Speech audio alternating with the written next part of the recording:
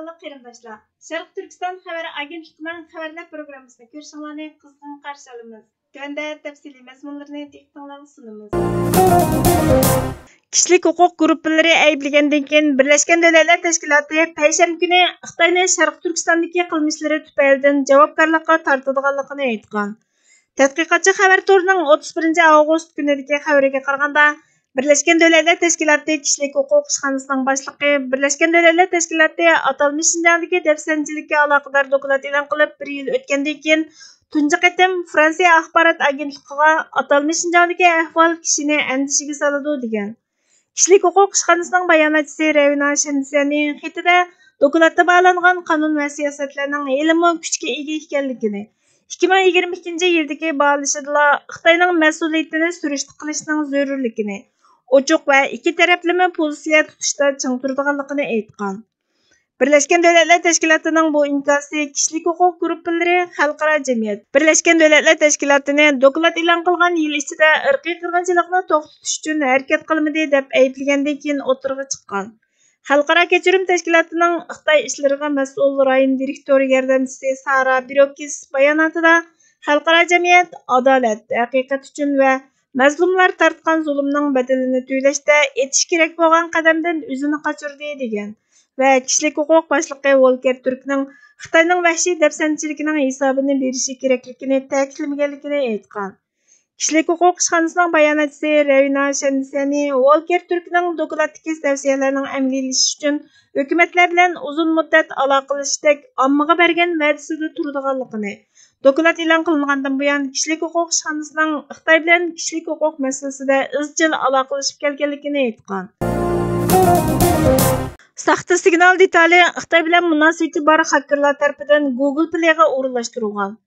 Forbes xabarlarining 30-avgust kunidagi xabariga qaraganda, tadqiqotchilar chorshanba kuni xususiy uchirilishish detali signalning saxta bir nusxasining Xitoy josuslik harakati bilan munosabatli ekanligi va Google Play'ga o'rinlashtirishning bir yo'lini topganligini aytgan.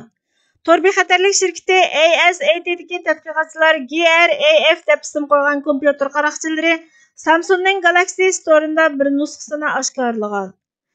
ASAT'ning tadqiqotchisi Lucas Stefanko'ning aytishicha, Signal Plus Messenger deb atalgan va qonunliq nusxasi bilan o'xshash ishlaydigan saxta signalning asosli maqsadi haqiqiy appning ichidagi aloqaga josuslik qilish ekan. Signalning o'lchamli nusxasi abonentlarning ko'chma app, desktop yoki Apple iPadga bog'lanishiga yo'l qo'yilgan.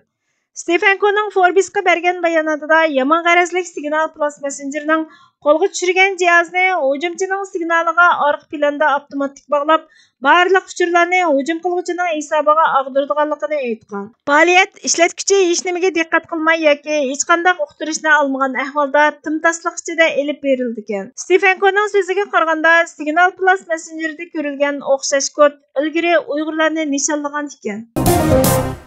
Vapa xususida mashhur olim Ibn Muflih İslamiyatdan ilgirki jahiliyat ahlining mashhur so'zlaridan birining ahdamga vafosizlik qilib yashagandan cho'lda suvsiz qilib o'lishni a'lo bilaman deganligini naql qilgan. Mana bu vayi orqali jaholat tamg'isi besilgan bir jamiyatmi kishilarda vapa xulqining bo'lganligini, hayotning har bir do'qmishlarida vapa axloqidan ayrilib bo'lmaydiganligini ta'kidlaydi.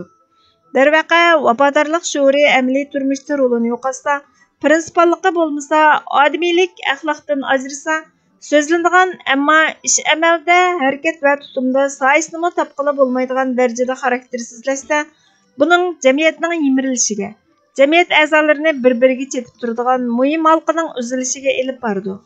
Chunki vafodorlik yolg'iz xuluq va xarakterdan maydonga keladigan xislatlar emas, u yana insonning fe'l-atvorlarining hammasida yoshirin soya tashlab turadigan alohida turtki. Odamiylik axloq mezonida insonning ish faoliyatlariga rahbarlik qilguvchi sharaf, izzat, ulug'vorlik, subatlik, iffat, sadoqat, mardlik, mas'uliyatchanlik va shijoat qatorliq bir qator axloq mezonlarining haydakchi omili. Otani avlodiga, onani bolaga, bolani oilaga, oila a'zolarini bir-biriga, mahallani rayonga, xalqni yurt makonga bog'lab turg'uchi rishta insondagi vafo xulqidir. Oiladan tarkiblangan jamiyatning zanjirsimon va qatlamlashgan cho'ng gavdasini mustahkamlovchi ul prinsiplardan birimi dal mushu vafo xulqidir. Bir toplumning jamiyat holatida put tirab turishi orqasida mazkur jamiyatning a'zolarida bir-biriga ega chiqish, hamdam bo'lish, uyushish, butunlikni saqlash, osoyishlik o'rnatish qatorliq mas'uliyatlarning o'rindalishi bor desak, bu mas'uliyatlarni barliqqa keltirguchi ana xalq mazkur jamiyat ro'yida yildiz tortgan vafo shuurining tirikligidandir. O'xshashla yemirilishga yuzlangan, tushkunlikka patgan va parchalanishga yuzlangan bir jamiyat, bir oila, bir toplum maydonga kelganida uning javhirida vafo xulqining hayotiyligidan shubhalanishga bo'ladi. Vafo xulqiga to'yinmagan jamiyat o'lik jamiyatdir. Bundaq jamiyatda mas'uliyatchanlik umumlashmagan, bir-biriga tortishib yashash, bir-biriga xizmat qilib, bir-birini qamdab yashash bo'lmaydi. Bir-biriga muhtojlikni o'xshash til, din va madaniyat mansubiyati asosida teng mavjud bo'lib turadiganlar bir jamiyat, bir millat, bir xalq sifatida qad ko'tarib tura oladiganligini anqirib yashashdek aqlli bo'lgan insoniy ruh yo'qolgan, yo'qsizlashgan, mas'uliyatsizlik bosh ko'targan bo'ladi. Bundaq ruhsiz jamiyatning a'zolaridan vatan uchun sadoqat, mas'uliyat, fidokorlik, muhabbat kutib bo'lsinmi? Darhaqiqat, vafodorlik kishining odamiylik axloqining sinoq tashi. Vatan sevgisi, vatanga xizmat, vatanni azizlash bo'lsa vafodorlikning sinoq tashidir. Buni eng yorqin va samimiy ravishda o'tirg'a qo'ya oladigan, vijdoniy javobgarliklarga qarta riyosiz holda javob qaytarg'ili bo'ladigan maydon vatan hijroniga mubtalo bo'lgan zamon makonlardir. Navoda sizda tipirlash to'xtagan, o'zga yurtning, o'zga iqomatgohlarning qog'oz yuzidagi vatandosh qilganlik rasmiyatlari xotirjam bir elda qo'saq to'qliqi yoki shuning alakchiligiga bog'lanib o'tayotgan umr sizni vatanga vafodorlik ko'rsatishdan to'sib qo'ysa, aksicha vijdoniy mas'uliyatlaringizni suslatishdan boshqaga yaramasa, itdan keladigan vafochilik sukutni buzdira olmasa, sadoqatga chaqira olmasa, bu sizdagi kishilik xarakterining allaburun vafodorlikdan yo'qsizlashib bo'lganligini ishoratlaydi. Agarda hayotning agri to'qayliqlari aro rohatlik izlab ketayotgan yoki jon saqlashda o'tayotgan bu paytlar sizni vatan seg'inishidan mashg'ul qilayotgan, shundoq turib siz buning farqiga bormasdan jondorchilikqa kirib ketayotgan bo'lsangiz, yoki vatanning ziyniga qarab qadam bosayotganlarning sepi sizni jalb qilib ketgan xiyonatchilar sepini tashlashga jur'at qilishdan, vatan uchun fidokorlik ko'rsatishdan qochib yashayotgan bo'lsangiz, bu sizning vafodorlik erdamlariga rioya qiladigan erkaklik, mardlik vasifining qarama-qarshisi bo'lgan, vafoga jafo soladigan xotin vasifidagi birga aylanib qolish bilan misoli vafodorlikni joriy qildirg'uchi orasida qarorsiz qilayotgan biriga aylanib qilayotganligingizni esga solishga yetarlik.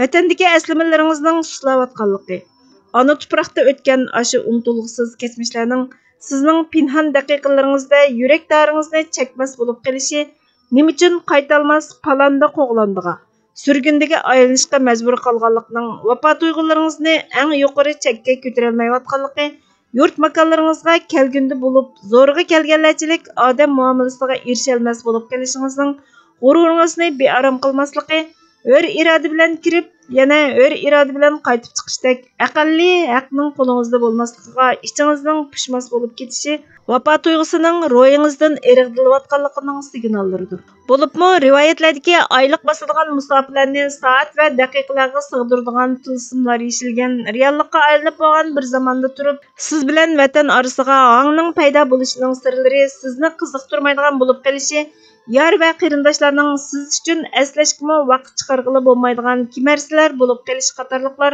amaliyotda sizning istivofosidanmi tuvan bir yasham yo'lida ketayotganligingizga signaldir. Xulosa kalom.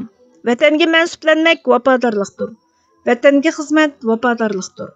Vatanga fidokorlik vafodorlikdir. Vatan bizga avod qilishimiz uchun, o'rinbosarlik mas'uliyatimizni bajo keltirishimiz uchun, kalimatullohni ustun qilib, insonlik yashashimizni kafolatga ega qilishimiz uchun berilgan Allohning omonatidir. Omonatni topshirib olmoq o'z navbatida uni muhofazat qilishga ahd qilishni o'z ichiga oladi. Uni tajovuzchiga yam qilmaslikni, qadr-qimmatini dafsanda qilg'uchiga yo'l qo'ymaslikni, bizni undan ayirishga, uni bizdan yatlashtirishga, bizni uning bag'rida hur yashashimizga to'sqinlik qilishga tutung'uchiga qarshi turishni o'z ichiga oladi. Mana bu vatan ahdisidir. Ahdiga vafo qilish burchdir, sadoqatdir, erkaklikdir, ahdini unutish bo'lsa, vafosizlikdir, sadoqatsizlikdir. Uni zoya qilish xiyonatdir. Vafosizlik va xiyonat orasida davriy qilib turayotgan bu omonat ko'z oldimizda halokatli xatarni boshdan kechirmoqda. Omonatlik vatan ifodalab o'g'siz darajada qabohatlik davrlarni boshdan kechirayotgan bu kunlarda ahdisini esiga olgan haqiqiy sadoqatparvar sohiblarini sig'inmoqda. Hörlük yo'lida qinini oqqizgan, barliqini pido qilgan qahramon shahidlarni yod etmoqda. Ularning izbosarlaridan vafo mizoniga o'ltirg'izg'ili bo'ladigan jarangliq sadoni kutmoqda. Tajovuzchilarning dahshatlik dafsandichiliklariga qarshi o'zini muhofazat qilishga barliqini atagan vafodorlik shuuri o'lmagan sodiq qo'shinini saqlab turmoqda. Bo'lmadi deganda duch kelayotgan xatarning ritmi bo'lsa-mu, astiltishga yaraydigan bozorning ahvoliga qarab emas, xatarning darajasiga qarab ish tutishni. Buningdanmi adashga yuzlanayotgan xatarga oldin tug'an silishni biladigan avangardlarni. Vafodorlikning qavash-chaqliq haqqoniy pozitsiya bilan bo'lsa, sahib chiqishni o'ylaydigan vafokor vatan mansuplarini kutib turmoqda. Borxon Muhammadning Chaylanayotgan Vatan ahdi nomli maqolasidan elindi. Bugungi xabarlarimiz bu yerda oxirlashdi. Bizga vaqt ayirganingiz uchun ko'p rahmat. Kelar qatimqi programmamizda ko'rishguncha Allohga omonat bo'lgaysizlar.